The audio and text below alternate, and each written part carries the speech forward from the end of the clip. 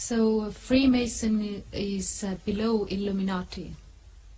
If I you will try explain, to explain yes. clearly, so Yes. the listeners understand. And right now you were talking about Freemasonry. So sure. what's the role of Illuminati and where that is placed Now, in that scheme? In all this scheme of things, at the foundation of Freemasonry, we find also, obviously, the steward. We were mentioning Xavier Ramsay. Who were these? Were Catholics. Catholics.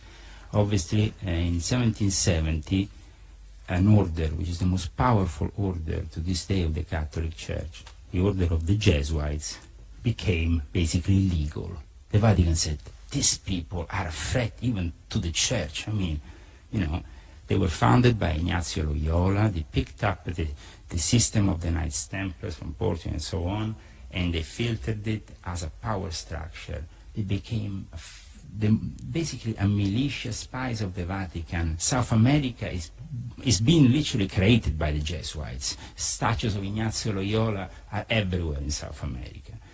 But who was Ignazio Loyola? Ignazio Loyola was a guy who went to the king and said, oh, there is some creatures in Africa, they smell a bit, they're black, but we can use them as slaves. That was Ignazio Loyola, who's now is a saint. So that also should make you meditate a little bit about the Jesuits. The Jesuits are the core structure behind some of the most evil moments of history of the last 500 years, including Nazism, communism, and whatnot. They are always behind the scene. They are the scientists of the Vatican, the men of great culture, but most of all, the Jesuits are the only ones who have a general.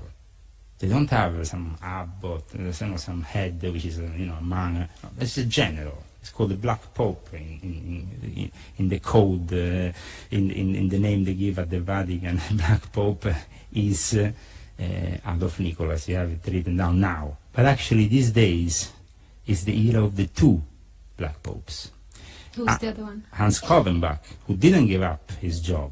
In fact, when recently, 2 years ago, I was able to have this document from Borgo Santo Spirito. I opened it up. It was a presentation of the Jesuit order in the year 2008. I opened it because they were doing an interview to me and also to the Jesuits about the Illuminati during the, it was 2009, during the promotion of Angels and Demons.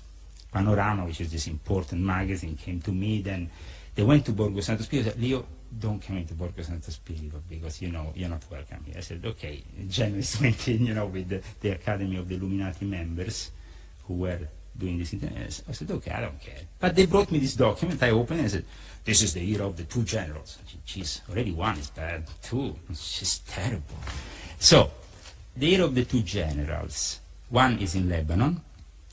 So he presides over the Middle East, and the other one is in Rome, doing the rest of the business. Where does Adolf Nicholas come from, though? He was head of the Jesuits in Japan. The Secretary for Interreligious Dialogue of the Jesuits, which I personally know, and I met also in Oslo, Thomas Michel, instead was the head of the Jesuits also for Asia. So there is a strong interest in Asia, in China, in Japan at this moment. That's why I'm talking about Japan and China. Really, everybody's trying to grasp the alliances here. And we can say one thing about the Jesuits. They were the first people who ever went to Japan. The first people who the emperor ever met from Europe were the Jesuits. Imagine that. And the problem here is this. Why we basically went there and the Jesuits were able to spy on them and all that, all their tradition, and kind of do the usual secret service operation. We, in exchange, were not really able to have the exchange of culture from the other side, because the Jesuits will only keep it for themselves. They used to say, we rule the world from this building, which is in the corner in front of the Vatican. Small. We rule the world. So the Jesuits were behind the establishment of the degrees of the ancient and accepted Scottish Rite. They were behind the foundation of the Illuminati with Adam Weishaupt, who was a professor of canonic law at the University of Ingolstadt. And they basically are still to this day the link to the Academy of the Illuminati, which has been restructured officially in the year 2000. Saint Francis went to the Middle East after founding his order. What he found in the Middle East was very interesting. He found another religion that very few people knew in detail at that time, which was the Islamic religion. And the Islamic religions, they have the whole story of how Ismail and, and then he discovered that actually that Allah was the same God that, it was the same Abrahamic God that they had in his religion.